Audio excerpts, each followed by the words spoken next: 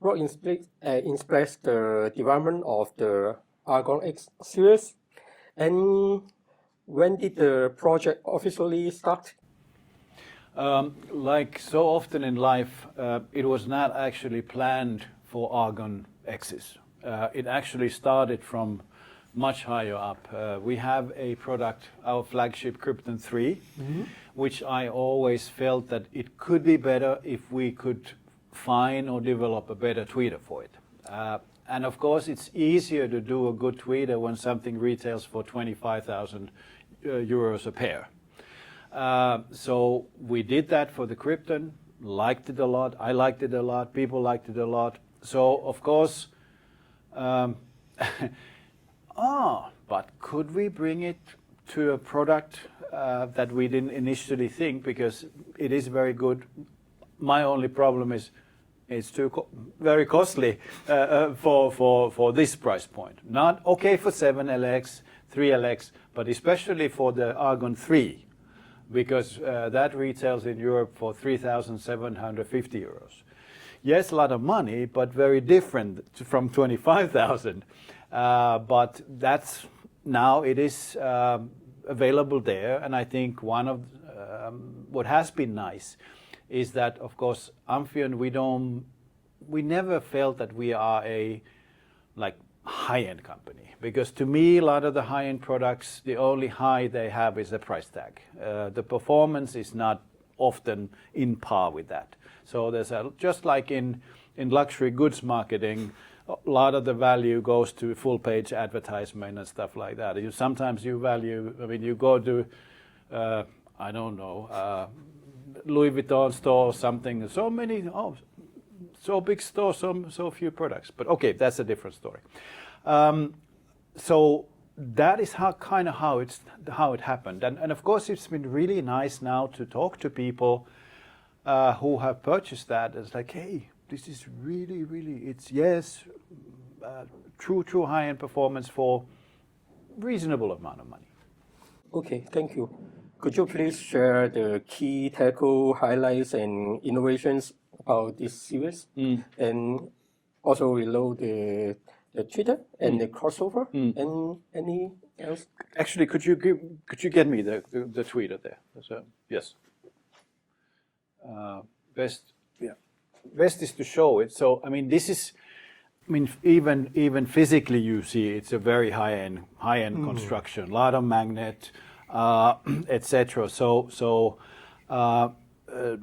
it's physically very solid. Of course, costs some money, but the nice thing about this is that it's also performance-wise very solid and goes very high up, actually, to 50Ks, 50,000 hertz.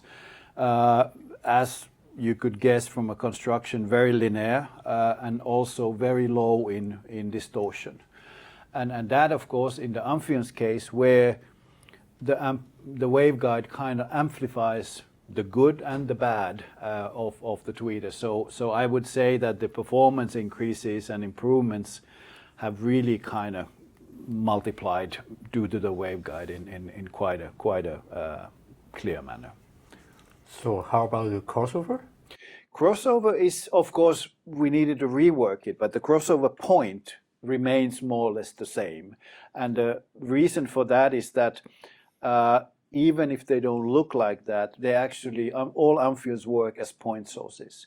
And the reason for that is that at the crossover point, 1600 hertz, the length of the sound wave is actually longer than the distance between the center points of the drivers.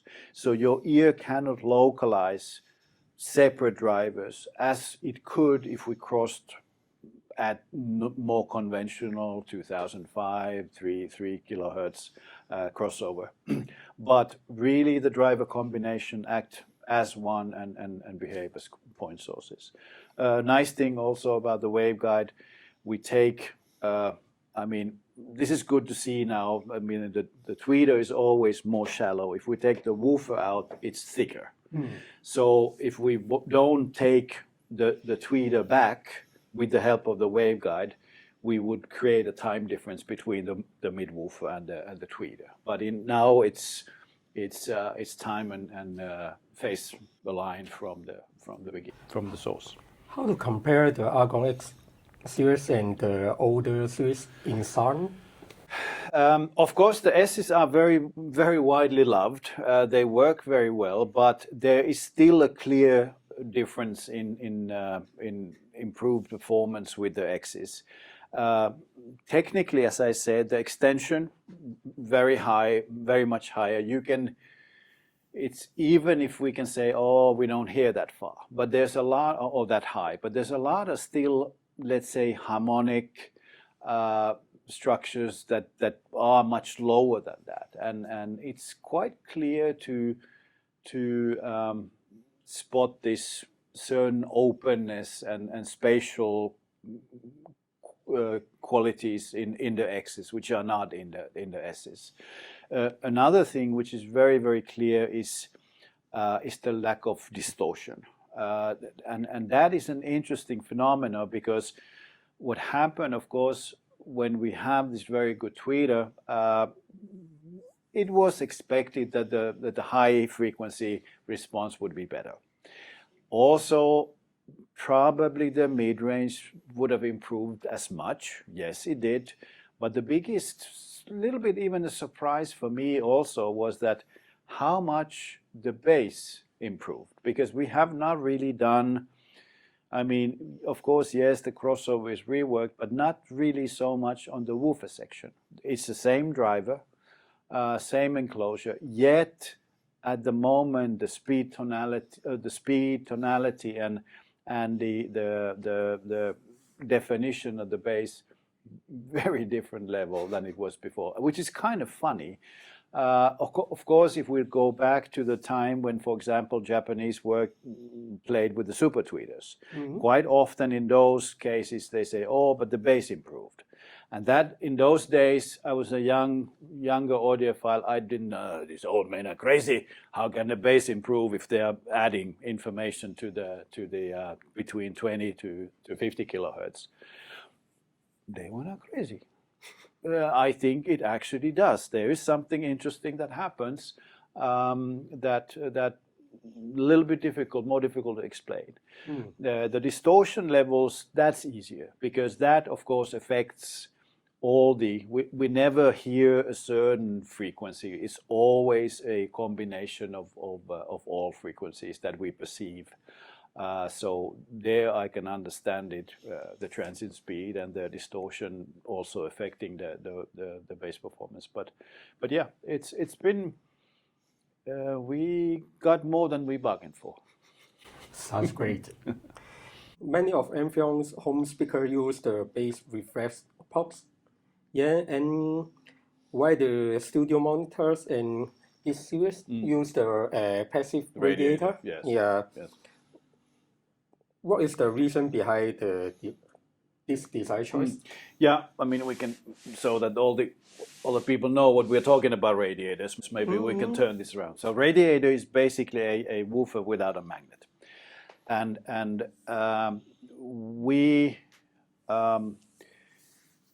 the benefits of this is that we have much more control over what's happening in the box. The reason why we initially developed this for the Pro gear was that they need to know what is the information they are shaping on. Because the problem with the reflex box, a vented box, is that it always has a tail. There's the energy and then the tail, kind of a shadow following that. On the home side, yeah, if you get used to listening to that tail, you can think, oh, it makes things warmer. When you actually hear a passive and then you go back to your reflex box, it's just muddy. And that's what I hear when I can't listen to the reflex box after a certain size anymore, because they do have that character that goes to all the recordings. I mean, the bass doesn't stop. It is this something and then a tail, something and then a tail. And it to me, it eats up all the energy. It eats up all the kind of suspense and fun in the recording.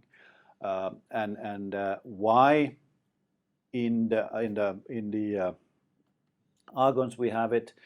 the boxes are big enough.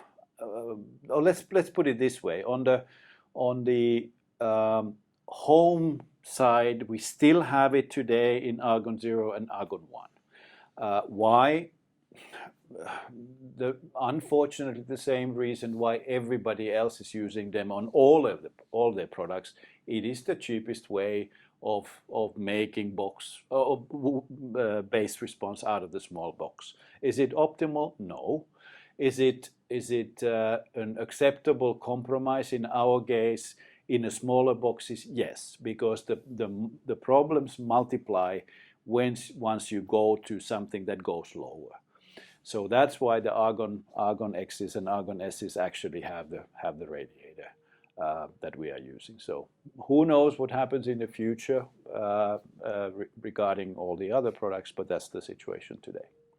Thank you very much. When and what, I don't know, but for sure something is coming. Thank you very much. Thank you.